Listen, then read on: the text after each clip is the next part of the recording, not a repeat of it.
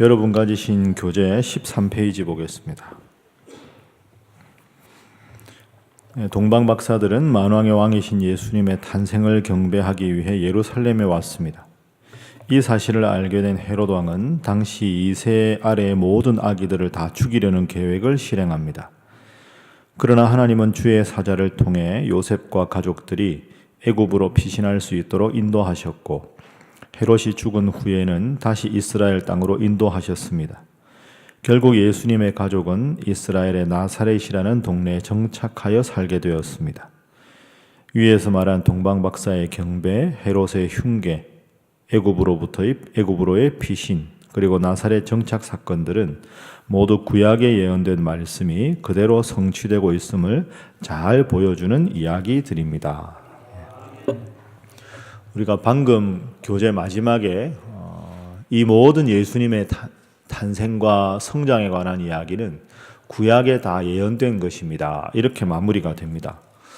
우리가 마태복음을 이제 이번 달에 쭉 읽을 텐데 꼭 기억할 것은 마태복음은 1차로 독자가 유대인이다 하는 걸 기억해야 합니다. 그래서 어제 우리가 마태복음 1장을 읽었습니다. 마태복음 1장에 족보가 나오죠. 아브라함과 다윗의 자손 예수 그리스도의 계보라. 여러분이 한번 마태라고 생각을 해보십시오. 예수님께서 돌아가신 게 AD 한 30년 정도 됩니다. 마태복음이 쓰여진 게 그로부터 한 50년에서 60년 후입니다. 그런데 그 사이에 누가 활동하느냐? 사도 바울이 활동하죠. 그래서 사도 바울이 이방 지역에 전도를 하니까 이방 곳곳에 많은 이방인들이 하나님도 믿고 예수님도 믿고 곳곳에 교회가 세워집니다. 그게 바울 서신입니다. 사실은 복음서보다 바울 서신이 먼저 기록이 된 겁니다. 그러면 바울이나 초대교회 지도자들이 뭐가 제일 안타깝겠습니까? 구약도 모르고 하나님도 몰랐던 이방 사람들은 복음을 전하니까 다 복음을 받아들이고 예수님을 구원자로 믿는데, 정작 구약도 알고 구약에 하나님께서 메시아를 보내서 구원하실 것이라는 것을 다 아는 유대인들은 예수님을 배척하고 예수님 십자가에 못 박으라고 하고 지도자들도 예수님을 안 믿고 있습니다. 그게 얼마나 마음이 아프겠습니까? 그 아픈 마음으로 유대인들을 통해서 예수님이 하나님 아들이니까 믿으시오 당신들도, 이방인들만 말고, 그래서 쓴 게 마태복음입니다. 유대인들이 제일 존경하는 인물이 누굽니까? 믿음의 조상 아브라함. 왕 중에 누굽니까? 다윗. 그러니까 마태복음 1장 1절에 아브라함과 다윗, 이 위대한 자손이 예수님이시다. 그런데 왜 당신들 예수님 안 믿냐? 예수님 족보를 한번 알아봅시다. 쭉 하면서 예수님이야말로 구약에 약속된 메시아임을 족보를 통해서 증명하는 것이 1장입니다. 그리고 오늘 2장에도 우리가 방금 보았지만 2장 곳곳에 이제 앞으로 여러분 뭘 기억하셔야 되냐 하면 예수님 사건이 나오고 이것은 구약 선지자가 말한 바, 누가 일러스되. 그러니까 유대인들이 딱 이걸 보다가 이거 구약의 예레미야가 예언한 건데, 이거 스가랴가 예언한 거잖아. 그래, 구약에 예언한 그 구원자가 바로 예수 그리스도다. 그러니 당신네들도 예수 믿고 구원받읍시다. 그래서 쓴 게 마태복음이다. 그래서 마태복음의 제일 큰 특징은 구약 성경이 예수님을 통해서 성취가 되었다는 언급이 많다. 요건 이제 여러분들이 평생 앞으로 신앙생활 하면서 마태복음 하면 유대인들을 위한 것, 그래서 구약에 익숙한 독자들을 위해서 구약 인용이 많다는 건 꼭 기억하시면 다른 복음서와 연관해서 마태복음의 특징을 정확하게 알 수가 있습니다. 그래서 예를 들어서 오늘 본문 말씀에도 보면 2장 5절 보십시오. 2장 5절, 유대 베들레헴에서 예수님 나시는데 이는 선지자로 이렇게 기록된 바. 2장 6절이 미가서 5장 2절이지요. 그렇게 나오고 2장 15절, 헤롯이 죽기까지 예수님 애굽에 있었는데 그것에 대해서 선지자를 통해서 기록된 바. 또 이렇게 나오고 18절, 또 예레미야를 통해서 말씀하신 바. 23절, 나사렛이라는 동네에 살아가시는 것도 선지자로 말씀하신 바. 이런 식으로 구약의 인용이 예수님을 통해서 성취가 되었다 하는 겁니다. 자, 이 점을 기억하시고 오늘 본문의 교훈을 생각하겠습니다. 오늘 본문의 제일 중요한 교훈은 이것입니다. 저를 한번 따라 하시죠. 예수 내 구주. 다시 합니다. 예수 내 구주.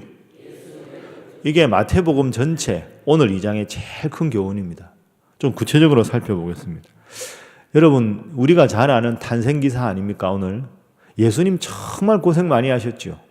말구유에서 태어나시고 오늘 동방박사가 찾아오는 것이 2장 앞부분에 나옵니다. 우리는 생각해보면 동방박사 참 훌륭하다. 사실 동방박사는 예수님을 구원자로 믿은 게 아니고 기록에 의하면 점성술사지요. 하늘의 별을 보고 미래가 어떻게 될까 예언하는 사람들이라 하나님 믿은 사람들이 아닙니다. 이방 사람들입니다. 그런데 아주 밝게 빛나는 별을 보고 이것은 왕이 태어날 별이다 하고는 예수님을 찾아오는 거죠. 예수님을 찾았다는 데에서는 훌륭한데 문제는 뭡니까? 헤로드 왕한테 먼저 가는 거죠. 아니 보니까 큰 별이 있는데 왕이 태어날 텐데 왕이 어디서 태어나냐 물어봅니다. 헤롯이 깜짝 놀라가지고 내가 왕인데 누가 또 왕이 태어난단 말이냐. 그래서 예수님 태어나는 그 즈음에 2살 이하의 아이를 다 죽게 만듭니다. 그래서 예수님 어떻게 됩니까? 그 유대 땅에 살지 못하고 애굽으로 피난을 하게 됩니다. 그러니까 사실 동방박사들은 예수님께서 태어나시자마자 이방 애굽에 살도록 빌미를 제공한 사람들입니다. 그 예수님은 말구유에 태어나시고 우리가 설교 들었지만 어제와 주일날 그 마리아가 결혼도 하기 전에 예수님 임신했지 않습니까?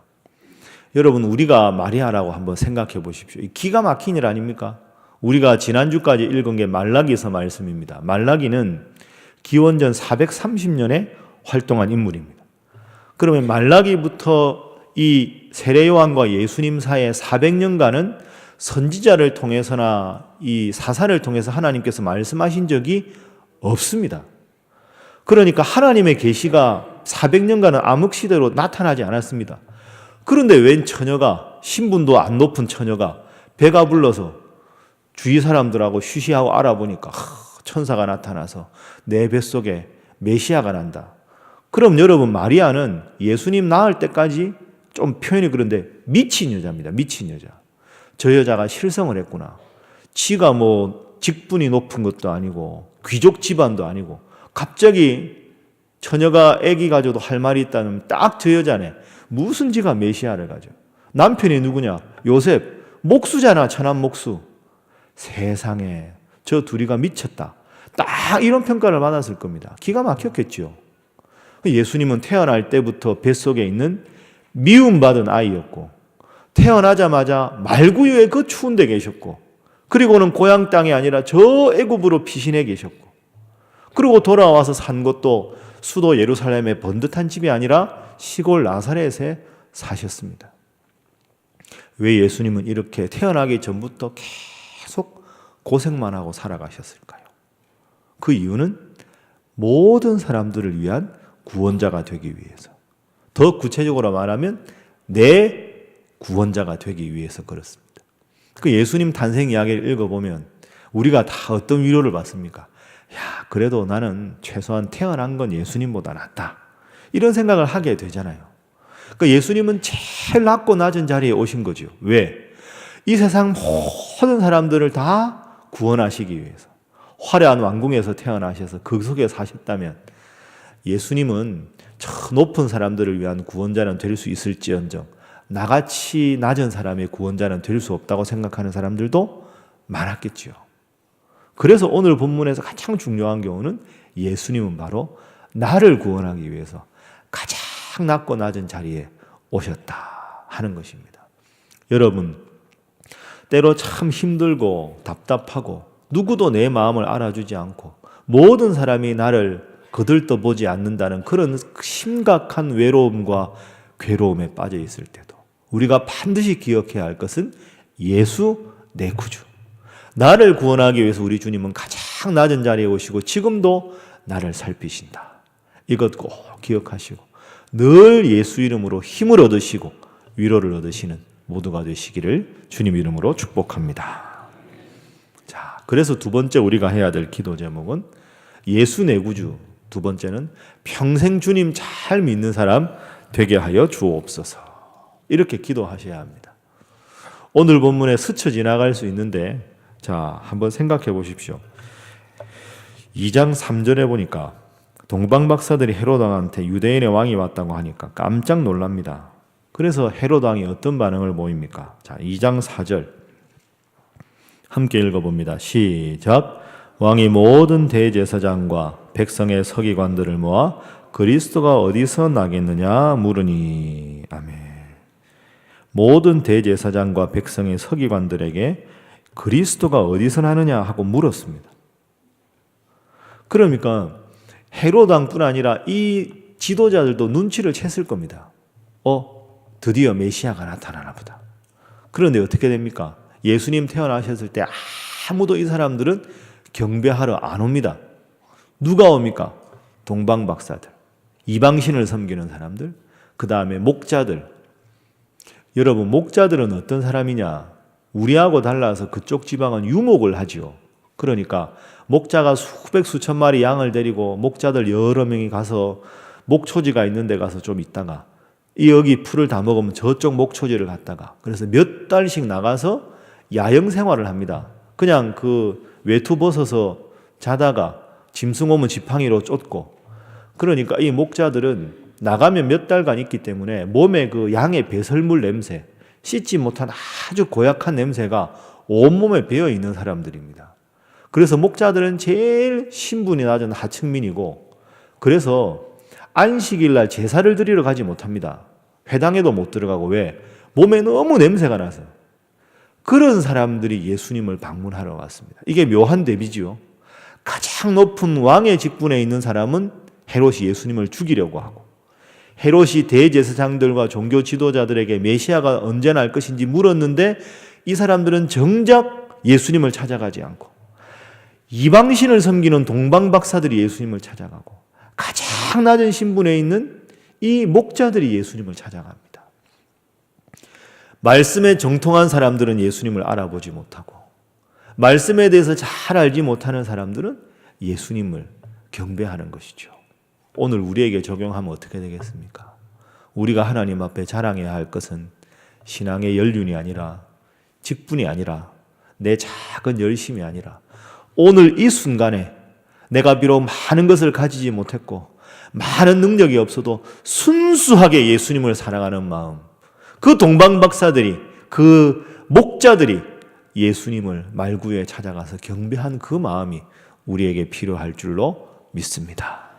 그래서 여러분, 이렇게 꼭 예수님 탄생 이야기 읽을 때, 주님, 제가 늘 순수하게 주님을 사랑하는 그 마음으로 평생 주님께 인정받는 자 되게 하여 주옵소서. 그래서 오늘 두 가지 제목입니다. 첫 번째는 예수님은 나의 구원자다. 가장 낮은 자리에 나를 구원하러 오셨다. 두 번째는 주님, 이 좋으신 주님을 평생 순수한 마음으로 믿고 따르게 하여 주옵소서. 그렇게 기도하셔서 늘 여러분의 모습을 보시고 우리 주님 기뻐하시고, 또 함께 신앙생활하는 다른 성도님들도 참 저분은 어떻게 저렇게 한결같이 주님 잘 믿고 저렇게 겸손하게 주님 섬기실까 하는 칭찬하는 여러분 한 분 한 분 되시기를 주님 이름으로 축복합니다. 함께 기도하겠습니다. 이 시간 기도하실 때 주님, 예수 내 구주 평생 고백하게 하시고 평생 주님을 중심에 모시는 올곧은 신앙생활 하게 하여 주옵소서. 그렇게 기도해 주시고, 이번 주부터 우리 교회 많은 학교들이 개강합니다. 오늘 어머니 학교, 내일 실버스쿨, 그 다음에 아띠스 올티 학교, 우리 교회에 속하 있는 모든 이제 개강하는 학교들마다 은혜 가운데 잘 되게 하시고 주님 중심으로 행복한 한 학기가 되게 하여 주옵소서. 각자 기도하시고 돌아가시기 바랍니다. 함께 기도합니다. 주여 믿습니다. 주여 믿습니다. 주여 믿습니다. 주님 감사합니다.